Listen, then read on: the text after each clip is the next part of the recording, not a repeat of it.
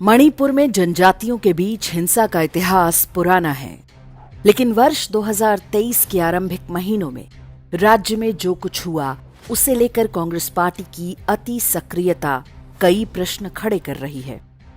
ये वो प्रश्न हैं जिनके उत्तर हर भारतीय को पता होने चाहिए। गृहमंत्री अमित शाह ने इस विषय पर संसद में बहुत कुछ स्पष्ट किया है, लेकिन बहुत सारी बातें ऐसी भी हैं जिन्हें एक सरकार खुलकर नहीं बोल सकती। मौन आप रखते हैं, हमें कुछ नहीं छुपाना, हमारा कोई आदमी इसमें इन्वॉल्व नहीं है। मैं नाम बोलना नहीं चाहता, गृह मंत्रालय के रिकॉर्ड पर नेताओं के नाम है। खोजी पत्रकार विजय पटेल ने इस बारे में कुछ तथ्य सार्वजनिक किए हैं, जिन्हें इस वीडियो में हम क्रम से आपके सामने रखेंगे।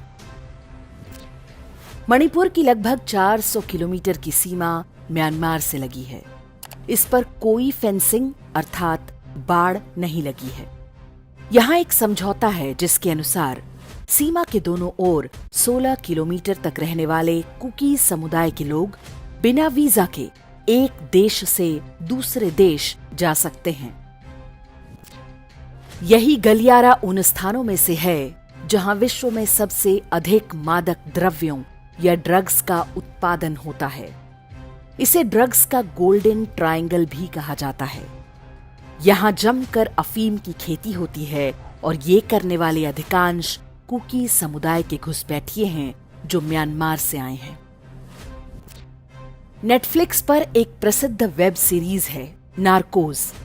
इसमें कोलंबियन ड्रग्स माफिया पूरे देश को हिंसा की आग में झोंक देता है, क्योंकि प्रशासन ने उनके विरुद्ध कार्रवाई शुरू की थी। मणिपुर हिंसा के पीछे भी कुछ ऐसा ही कारण बताया जा रहा है। कोलंबिया में ड्रग्स व्यापार के पीछे अमेरिकी अरबपति जॉर्ज सोरोस का बड़ा हाथ बताया जाता है। जॉर्ज सोरोस कौन है और वो किस प्रकार से भारत विरोधी षड्यंत्र रचता है, इस बारे में हमारे वीडियो का लिंक आप डिस्क्रिप्शन और कमेंट में देख सकते हैं। अमेरिकी पत्रिका एग्जीक्यूटिव इंटेलिजेंस रिव्यू के अनुसार जॉर्ज सोरोस ने कोलंबिया में ड्रग्स के धंधे से सबसे अधिक कमाई की। इसमें कोलंबिया का जिलिंस्की परिवार उसका सबसे विश्वस्त साथी था। सोरोस और जिलिंस्की परिवार की निकटता के किस्से अमेरिकी पत्रिका फोर्ब्स में छपते रहे हैं। वापस लौटते हैं म्यांमार अर्थात बर्मा की बात पर। वर्ष 1994 में जॉर्ज सोरोस की नजर म्यांमार पर पड़ी थी। तब उसने वहां के सैनिक शासन को हटाकर अपनी कठपुतली सरकार बिठाने के लिए प्रोजेक्ट बर्मा शुरू किया था। जॉर्ज सोरोस ने कुकी समुदायों और उनके संगठनों को फंड करना आरंभ किया। छात्रों को स्कॉलरशिप के नाम पर करोड़ों बांटे गए। इसी प्रकार ढेरों सांस्कृतिक संगठन और एनजीओ बनाकर उन्हें धन पहुंचाया गया। प्रश्न उठता है कि जॉर्ज सोरोस ने म्यांमार में कुकी समुदाय को ही क्यों चुना?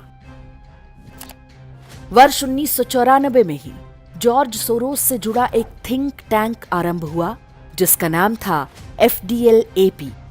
पूरा नाम था forum of democratic leaders in Asia Pacific. इसका उद्देश्य बताया गया लोकतंत्र को बढ़ावा देना। जॉर्ज सोरोस जिन भी देशों में लोकतंत्र को बढ़ावा देने की बात कहता है, उसका एक ही अर्थ होता है कि वहां पर अपनी कठपुतली सरकार बिठाना। सोनिया गांधी FDLAP संस्था की सह अध्यक्ष बनी और म्यांमार की नेता आंग सान सू की को इसका वरिष्ठ सलाहकार नियुक्त किया गया। म्यांमार की नेता आंग सान सू की को लोकतंत्र समर्थक नेता बताया जाता है। उन्हें नोबेल पुरस्कार भी मिल चुका है। जॉर्ज सोरोस से उनकी निकटता जगजाहिर है। जॉर्ज सोरोस ने अपनी फंडिंग से एक ड्रग्स पॉलिसी अलायंस बनाया। इसका काम विश्व भर में दबाव बनाकर सरकारी नीतियों में बदलाव करना था। वो ड्रग्स से संबंधित अपराधों को डिक्रिमिनलाइज अर्थात अपराध की श्रेणी से बाहर करवाना चाहता था। बहाना था मानवाधिकारों के उल्लंघन का। जॉर्ज सोरोस की संस्था ने विश्व भर में अभियान चलाया कि ड्रग्स बेचते या खरीदते पकड़े गए लोग वास्तव में अत्यंत निर्धन हैं और सरकारें उन पर अत्याचार कर रही हैं। उनके विरुद्ध हो रही कानूनी कार्रवाई मानवाधिकारों का उल्लंघन है। वर्ष 2018 में श्रीलंका सरकार ने वहां जड़ें जमा चुके ड्रग्स कार्टेल के विरुद्ध अभियान चलाया था। मादक द्रव्यों का व्यापार करने वालों को मृत्यु दंड की घोषणा भी की गई। इससे जॉर्ज सोरोस भड़क उठा था। उसने ट्वीट करके श्रीलंका सरकार को चेतावनी दी थी कि ड्रग्स तस्करों पर कार्रवाई करके श्रीलंका सरकार अपने लिए डिजास्टर यानी संकट आमंत्रित कर रही है। सोरोस की चेतावनी सच साबित हुई। वर्ष 2022 में श्रीलंका दिवालिया होने की कगार पर पहुंच गया। यहां तक कि हिंसा और विद्रोह की स्थिति उत्पन्न हो गई। श्रीलंका की ही तरह वर्ष 2018 में भारत ने मणिपुर में ड्रग्स माफिया के विरुद्ध अभियान आरंभ किया।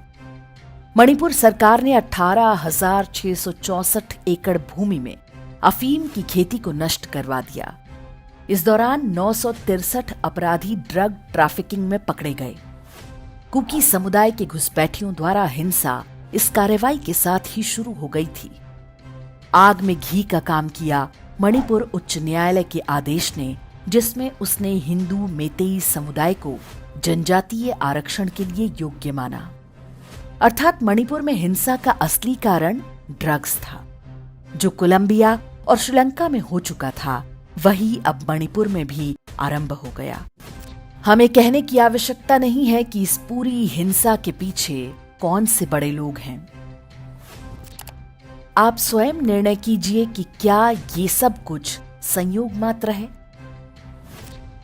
सोनिया गांधी का जॉर्ज सोरोस की फंडिंग से चल रहे थिंक टैंक में प्रमुख पद पर होना, नेहरू गांधी परिवार के सदस्यों से जॉर्ज सोरोस के व्यक्तिगत संबंध होना और दो बार भारत के प्रधानमंत्री बनने वाले मनमोहन सिंह की बेटी अमृत सिंह का जॉर्ज सोरोस के ओपन सोसाइटी फाउंडेशन में काम करना।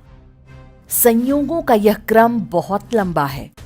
सोनिया गांधी का करीबी हर्ष मंदर भी सोरोस के लिए काम करता है। उसे सोनिया ने मनमोहन सिंह के ऊपर नियुक्त नेशनल एडवाइजरी काउंसिल अर्थात एनएसी का सदस्य भी बनाया था। राहुल गांधी ने जब अपनी भारत जोड़ो यात्रा निकाली तो उनके साथ जॉर्ज सोरोस की संस्था ओपन सोसाइटी फाउंडेशन का वाइस प्रेसिडेंट सलिल शेट्टी भी सम्मिलित हुआ। यह भी एक अद्भुत संयोग है कि जॉर्ज सोरोस और गांधी परिवार दोनों के ही निशाने पर अडानी समूह है। दोनों सार्वजनिक रूप से अडानी समूह के विरुद्ध बयानबाजी करते रहे हैं। जॉर्ज सोरोस के लिए अडानी कितना बड़ा कांटा है, ये इसी से समझ सकते हैं कि हिंडनबर्ग की फर्जी रिपोर्ट आते ही सोरोस ने वक्तव्य दिया था कि अडानी संकट से भारत में लोकतंत्र का उदय होगा। आश्चर्य यह है कि भारत का एक भी मीडिया संस्थान गांधी परिवार के किसी सदस्य से कभी ये पूछने का साहस नहीं करता कि उनके जॉर्ज सोरोस से किस प्रकार के रिश्ते हैं। भारत विरोधी इकोसिस्टम चाहता है कि मणिपुर हिंसा को हिंदू बनाम ईसाई बताया जाए। कई लोग अनजाने में उनके इस जाल में फंस भी जाते हैं।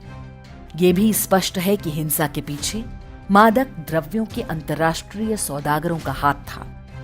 लेकिन सबसे बड़ी बात यह कि इस सारे संकट के पीछे वही शक्तियां हैं जो भारत को पीछे धकेलना चाहती हैं।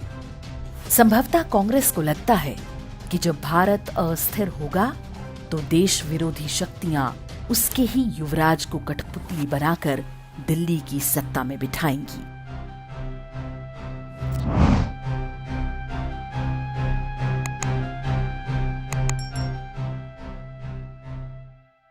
इंडेक्स ऑनलाइन के वीडियो समाज को समर्पित हैं। आप इनको डाउनलोड करके जैसे चाहे वैसे प्रयोग कर सकते हैं। चाहे तो आप हमारे टेलीग्राम चैनल से जुड़ सकते हैं। वहां सारे नए पुराने वीडियो आपको मिल जाएंगे। हमारे सोशल मीडिया लिंक हर वीडियो के डिस्क्रिप्शन में होते हैं।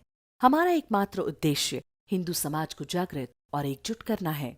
इसमें सहभागी बने। धन्यवाद।